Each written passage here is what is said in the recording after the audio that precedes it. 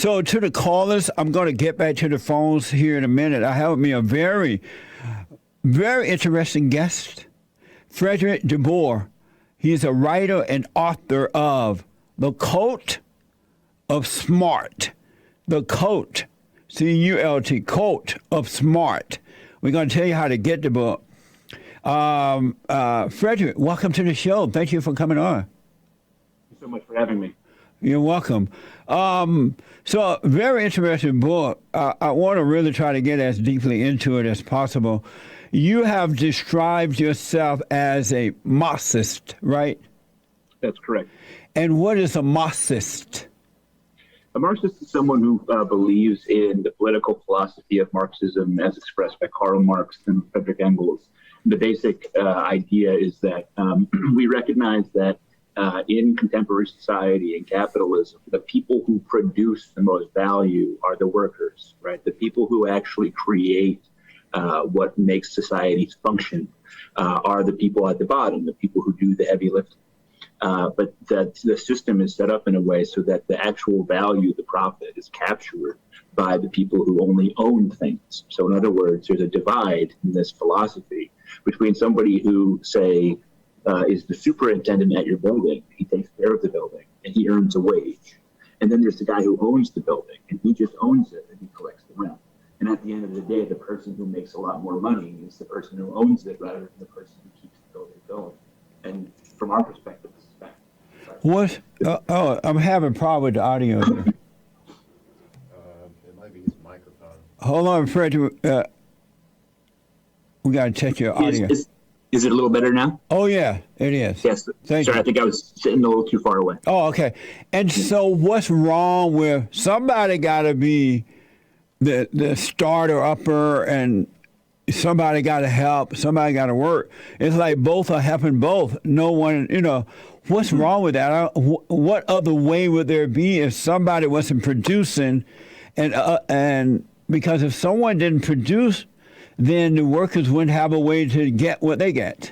Yeah, so I think there's a common misconception is that when we talk about Marxism, we talk about like communal ownership over everything. Like I don't get to own my house or my clothes or my books. I don't get to own my car. My dad doesn't get to own his auto shop. That's not actually how Marxism works. In Marxism, what it means is that what we call the means of production, so the really fundamental apparatus that makes society go, that's communally owned, but you still maintain your private property. So, for example, you have the factories who actually create things, who actually make those things. Those things become communally owned so that everybody can enjoy the benefits of those things. But we're still providing you with compensation for your labor, which you can then go and use for whatever you want, right? We ensure that everybody has housing, but that doesn't mean everybody has the same housing, right? It doesn't mean that there aren't people moving up and down in the system. There's always going to be division and hierarchy, right? And this is explicit in Marxism. There's still going to be people who have different stations, but it's going to be based on people making different choices about what they prioritize. Some people are going to value more free time, time with family, more time to reflect, time to play. And some people are going to value working more for making more money. But what we do make sure is that the things that actually make society go, like in the 21st century, like the servers that are making this Zoom call possible between you and I right now, those would be communally owned. But who decides who get what? Let's say I start my own thing, right? And I get up every morning, hustle to get my thing going. Who's going to decide how much I should give to someone else?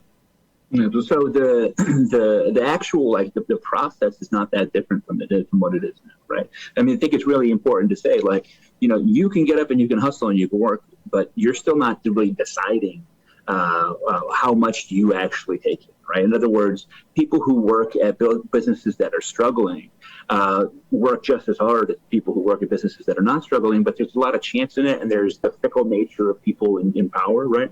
The bank can make a decision, like a big bank can make a decision. If you have a small business that can either help you succeed or it can cripple you, right?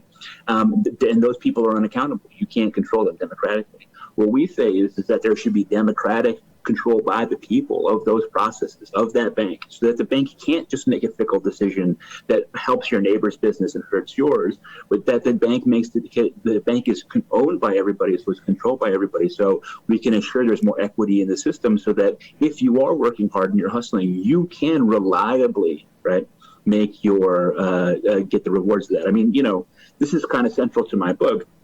One of the points that my book makes is that, like, through no fault of their own, there are people who now don't have what it takes to flourish in society, when 50 years ago they would have been fine, right? They would have gone to the factory at the edge of town. They would have worked a 40-hour week. They would have put in the sweat of their brow, and they would have come out of it with a paycheck that would have enabled them to be able to support a family. Only now the factory at the edge of town closed, and the only path we give them is you got to go to college. So if you're not right for college, if you don't like college, if that's not the right path for you, you're out of luck. So that's what I mean about fickle decisions, right? Those are decisions that the individual didn't make. They might be just as hardworking as everybody else, but they don't have the opportunity that they used to have. But 50 years ago, most people were noble people. Today, most people are no good. They're lazy. They're complaining. They're not coming into good families. The families are all screwed up. The men are weak. The women are ruling. And so that wasn't going on 50 years ago. Today, all that is happening. They have destroyed the family. They hate men. And so you have people who are unwilling to do for themselves. They're just begging and complaining and blaming someone else. And so if a man out there wants to start his own business, hustle and do his own thing, no one has the right to tell him what he should do with that. And if you don't want to work for him, you don't have to work for him. You can go get government assistance and just become a no good person. But let's take a look at like the family, right? So here's the thing about those that job at the edge of the factory at the edge of town. You didn't make a ton of money in that job, right? You went and you worked on the assembly line. You didn't make a ton of money. But when your shift was over, your 8 hours was over, you clocked out, you went home, and you were home, right? You could go home to be the father and the husband, and you could go and take care of your home. People my age, people who, like me, went to college and they're sort of in this, like I live in New York City, this sort of people, they do their 8 hours, then they go home, then they get 15 emails, right? Then they're answering the emails, they're doing the spreadsheets. They are never not at work. The boss can reach them whenever he wants, and it's assumed that they're going to be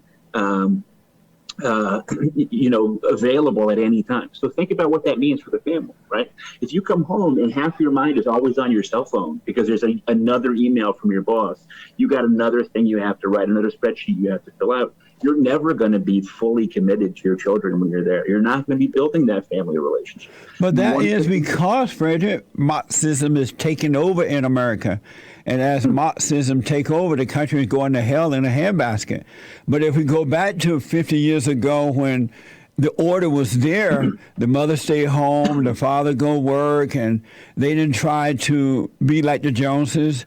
They stayed in their means. They didn't try to buy extra stuff just because someone else is doing it. We didn't have the Chinese virus going on then. The reason all that is happening because of socialism, Marxism in America today. So I think I would make a couple distinctions here. So I would say that there is American progressivism, which is what rules right now. And progressivism is actually pretty unmoored from what I would call socialism or Marxism. So it is, yes, there are things like systems of social support programs and things like, more support for healthcare, whatever. But I think that it doesn't actually have much of a philosophy. That's, I think, really important to point out. Businesses have really embraced progressivism in a way I think people don't understand. We tend to think, okay, businesses are against progressivism because they take taxes. Businesses love, the major corporations love progressivism, and I'll tell you why. You look at McDonald's, right? McDonald's employs millions and millions of people in this country. It does not give them health care. It doesn't pay them a living wage. Who foots that bill? In other words, who is providing for those people? Well, a lot of those people are on Medicaid because they're making some little money that they're eligible for Medicaid. They're getting all kinds of subsidies from the federal government. So what happens is we think of McDonald's as being against big government, but that big government is paying the wages that McDonald's doesn't pay. In a very, very real way, you and I, with the taxes that we pay, are subsidizing McDonald's profits. profits, because we keep them afloat because they're not actually paying their fair share to their workers. And so many, many large corporations actually love what we think of as progressive politics, progressive policies, because it allows them to not pay their fair share, and then we all foot the bill with food stamps and things like that. But it also put small businesses out of business, which means that it put more people out of work that would normally be independent and earning their own way in life. And so they become dependent on the big business and others controlling them, deciding what is best for them and all that. I do want to look at what's happening in our government. Speaking of Marxism, they have been giving people money under the pretense they're trying to help them due to the Chinese virus, right? And now that the Chinese virus so-called disappearing, there are jobs everywhere, and the folks have a socialist Marxist mentality. They don't want to go back to work now. They've been spoiled, and that's exactly where the government want them, spoiled, so that they can rely on the government and control the people. But see, I would say that, like, let's take a conservative economic standpoint, right? Let's take the opposite of my standpoint. A conservative economic standpoint is the free market should reign, right?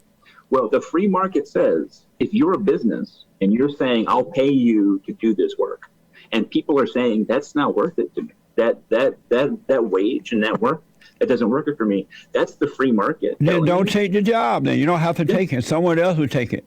But that's my point, right? But like the free market is telling you you are not paying enough. Like it was, to me, businesses have for a really long time. The economy was so tight and the labor market was so tight. Businesses didn't have to compete with each other, and so they forgot how. We forget in this country at the height of our economic dominance, like in the 1960s. Businesses had to do more and make a better deal with their employees, because they knew if somebody wasn't going to pay them what they're worth, somebody else is going to come and steal them. And so that was how people ended up getting better wages and better conditions. Right now, we're in a situation where businesses have been so used to not having to seek out employees, they've forgotten how to do it, and they need to be reminded. Amazing. How do you see the changes in America today that's going on today? How do you see that? I mean, the basic point of my book is that we've created a society where only one kind of person can flourish, right? And we need to be a society where many different kinds of people can flourish. When you say one kind, what do you mean one kind? Right. So what I mean is the kind of person who's good at school, who can put their head down and crunch through a lot of algebra problems, who doesn't mind writing a 12-page paper over a weekend, who has the patience and the temperament to read a lot of books and to go through that process. I am that kind of person, right? I am a student kind of person. That's what I'm good at. But there's lots of people in this country who that's just not who they are. They're not stupid. They're not worthless. But what they are is they're people who just aren't that acclimated to being an academic kind of person. And unfortunately, right now, we have such a big divide between the college educated on one side and the people without college on the other side, where everything is so much better for the college educated. It's not just in terms of the amount of money they make. People who are college educated are healthier, they live longer lives, they report higher happiness, they're more likely to be in stable marriages, et cetera, right? So we've got this situation where we're creating a class of people who are living in an entirely different country than the other class. And it's particularly disturbing when you remember only a third of Americans has a college degree. So the big majority of people are suffering while this special class is enjoying all of these privileges. And I think we really need to work hard to reorient things so it's fair for everyone. Well, I see it as the college-educated people are the evil people. They're on an ego trip. They think that they're better than the people who get up every day and work for themselves and earn their way and build businesses. This country should have never pushed college as the way to go. That was a big mistake, because all it has done is made the college people feel that they are better, right? And they're evil, and they're deliberately keeping people down so that they can feel better about themselves. They want to be looked upon as experts and all this crap when they're really wicked people. The most noble people in America today are those who are not college educated. And what we need to do is rebuild the family so fathers and mothers can teach their children how to work with their hands, how to start businesses, how to save their money, how to buy land. That's the right way to go. How to learn a trade. We need trade schools back and not colleges. The colleges is just a setup. It's no good. Yeah, and I mean, to me, it's like it's one thing if we have a set of people that we identify as people who should go and get more schooling to be able to do certain skills. That's fine, right? I mean, once upon a time, you look at movies set in like the 1950s or something. College was an option for some kids, and it made sense for some kids. So they went to college and they got the degree and they got the extra learning. That was fine. Yeah. The problem now is we don't have another reliable path for people to get living wage where they can have a family and live a stable life. That's why we need family back. We need men to come back to order so the men can get married and guide their wives and children in the right way to go. And they were encouraged, and we don't need no one else to do that. That should happen in the home, because if it's not happening in the home, then you're set up for the rest of the world to deceive you. In your book, The Cult of Smart, you heavily criticize the educational system. And what is it about that you don't like? There's a lot of things, but I think one of the biggest things is again, like trying to turn every kid into a book smart college kind of kid is just not reflecting human nature. Yeah. Right? Yeah. There's all different ways to be a valuable human being, right? Some people are more creative. Some people are more patient. Some people are kinder. Some people adapt to change more often. There's all the different kinds of ways that we can be valuable as human beings. Yeah. But the system only recognizes one way, right? Which is to be able to do to keep your head down, get a good score on the SATs, go to Stanford and become a scientist, right? That's just not the basis for a healthy system. I agree with that. I want to create schools that respect difference and say, you know what, there's lots of different ways to be a valuable human being. So let's teach kids in different ways depending on their own skills. And let's just stop defining everything so narrowly in terms of what it means to be successful. Yeah.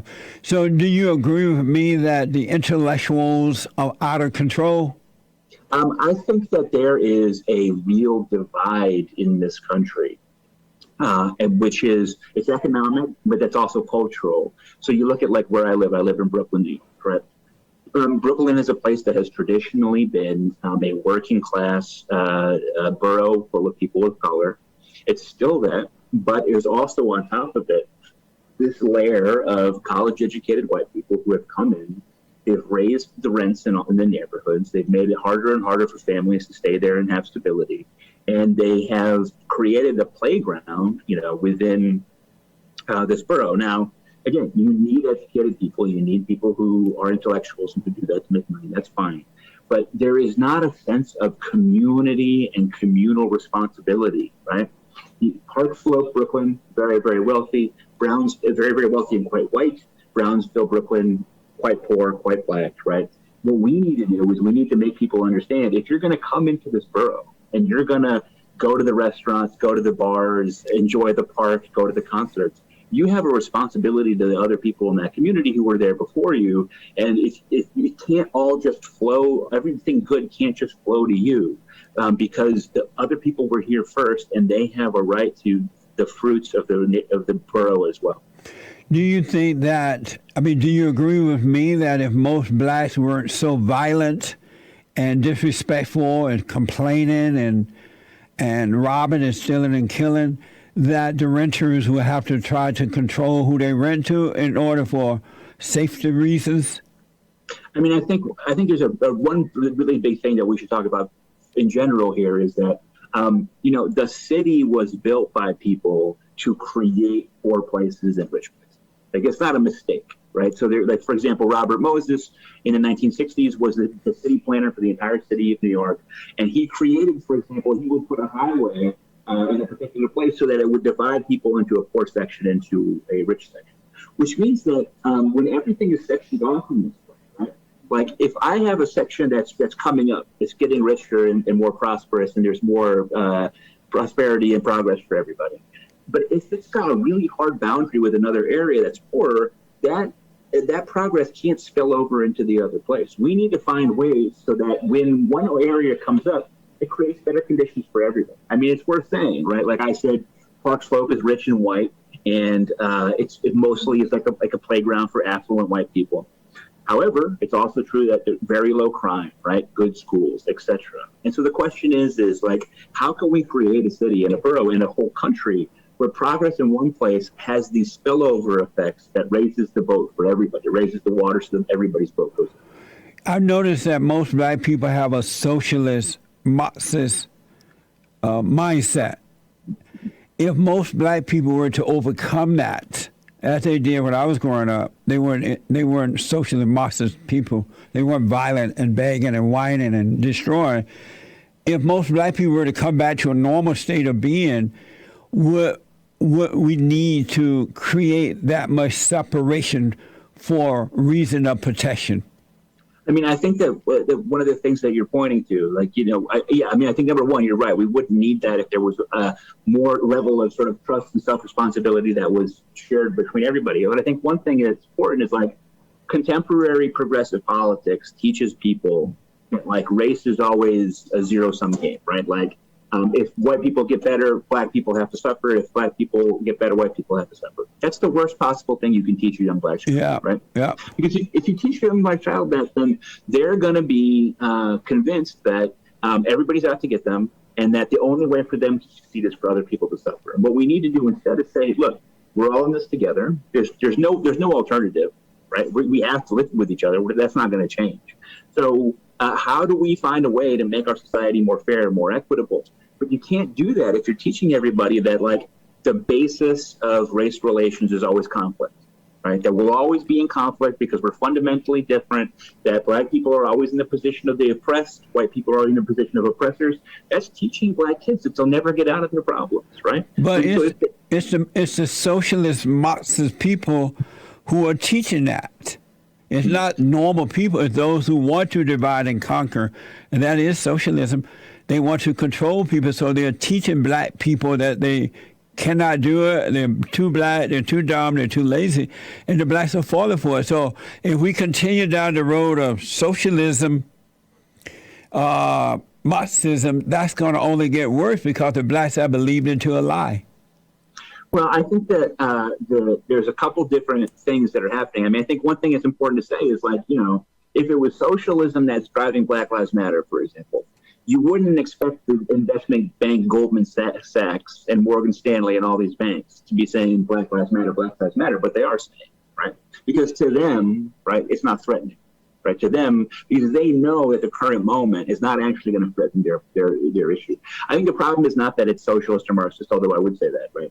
I think the problem is that we live in a sensationalistic media culture where people yelling and screaming and causing mayhem makes a lot of waves in the media.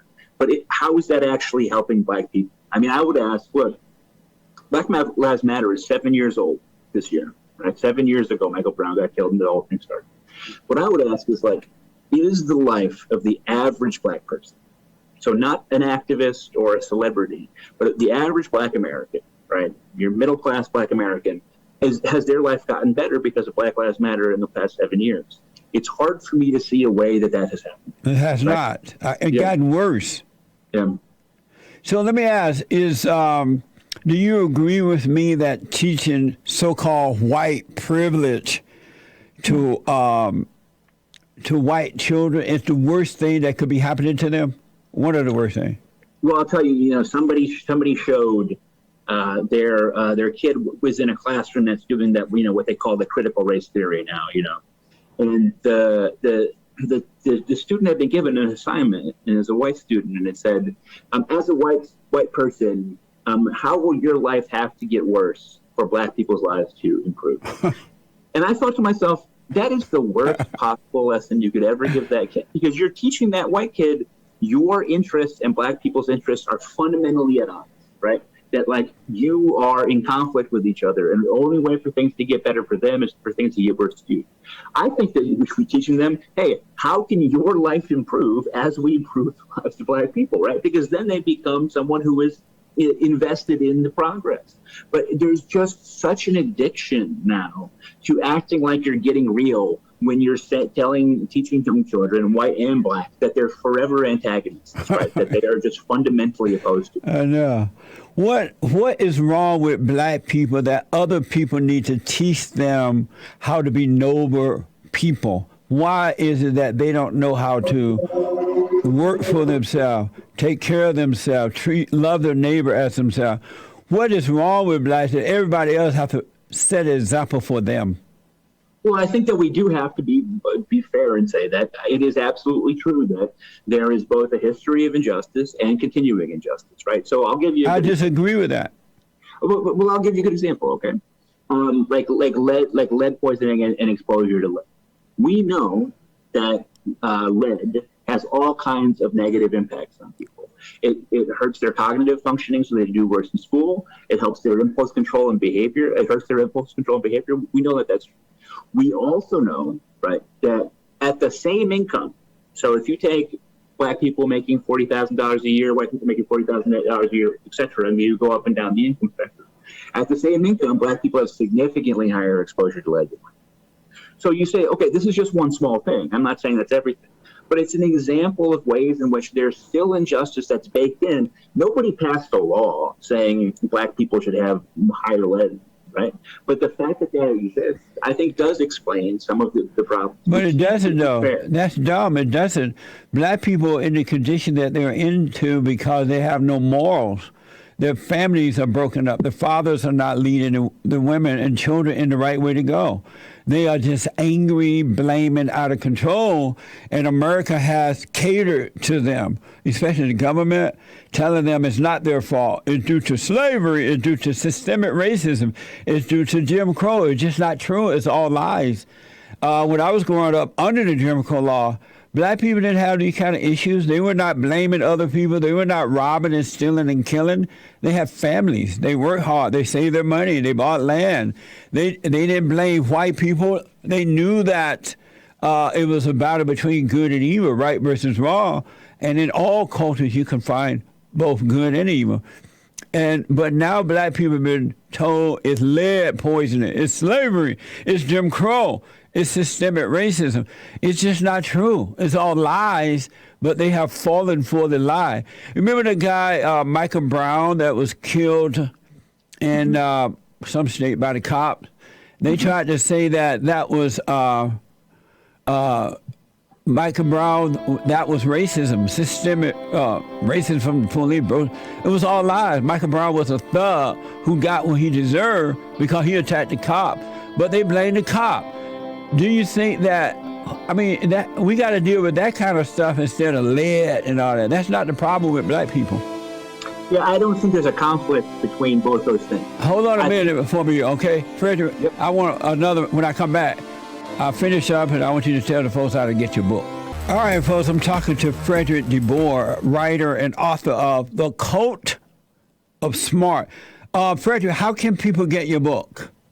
So if you go, you can find it on Amazon or at Barnes & Noble. But if you want to go to my website, which is fredrikdeboer.com, FredrikDeboer.com, and you'll see other ways that you can purchase it. I know some people don't like Amazon and Barnes & Noble. There's a little button you can click there, and you can get it from an independent bookstore somewhere like that. Oh, okay.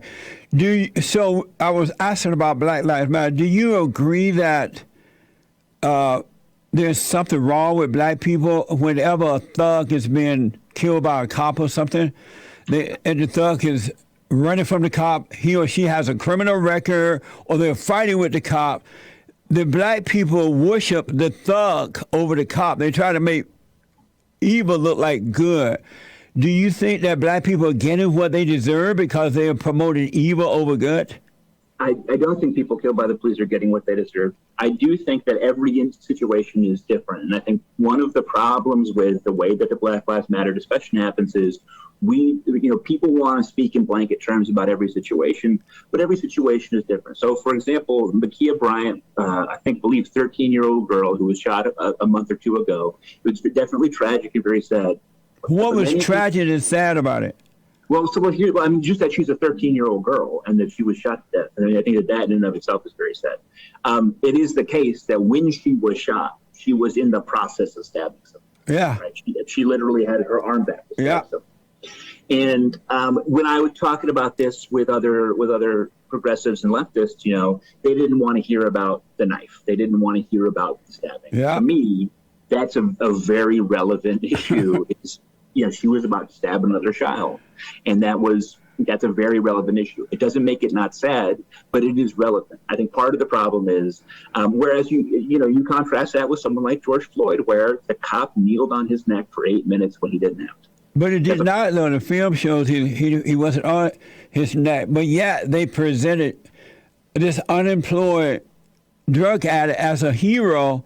Even now they're talking about celebrating a year of George Floyd death, right? But George Floyd was an unemployed drug addict who had been to jail many times, who had just allegedly given false money, fake money to a store. George Floyd was not a decent hero. He got what he brought upon himself. He got what he deserved. I think it's perfectly legitimate for people who are not who don't necessarily want to debate the character of the individual black person killed, to look at the system and say, okay, black people are killed at a far higher rate than other people, and say that's a problem in and of itself. And in any individual case, we can debate.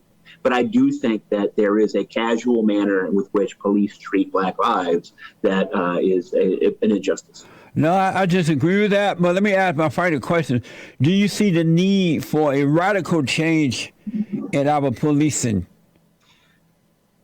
Yes, but the details really matter. I am definitely not a defund the police kind of guy. I think it doesn't make any sense. Right. If you look at the polling, most black Americans actually want more police presence in their communities, which makes sense, right? Yeah. If you are from a poorer community, you are more likely to be the victim of crime. Of course you want more police, right? So the question is can we train them more effectively? Can we have better community relations? Is it possible to restore the sense that the police are a valued member of the communities, who know the people in their communities, who trust them, and who they have a relationship with? So yes, I think that there's a need for reform. I'm not a defund the police guy. I don't think that makes sense. We need to defund Black Lives Matter, get rid of them. Do you agree that Black Lives Matter is worse than the KKK? Do not believe that. I think that they are sometimes misguided, and I have written as such on my newsletter. There are things that I agree and don't agree with Black Lives Matter. I think the big problem with Black Lives Matter is they don't really have a plan. Because they're evil. Their plan is for destruction. They want to be the leaders, and they want money, and so they're using America to gain so-called power, wealth for themselves. If the KKK were doing the exact same thing that Black Lives Matter is doing, the people want to run them out of town, out of the country. But white folks and others are afraid of black people, so they won't say anything. But Black Lives Matter need to be defunded. We need to defund single mothers. We need to go back to being normal in America, the way that we did it prior to all this mess. Fredrik, thank you so much. Tell the folks how. So you have a newsletter that you put out as well? So yeah, how can the folk get the book and the newsletter?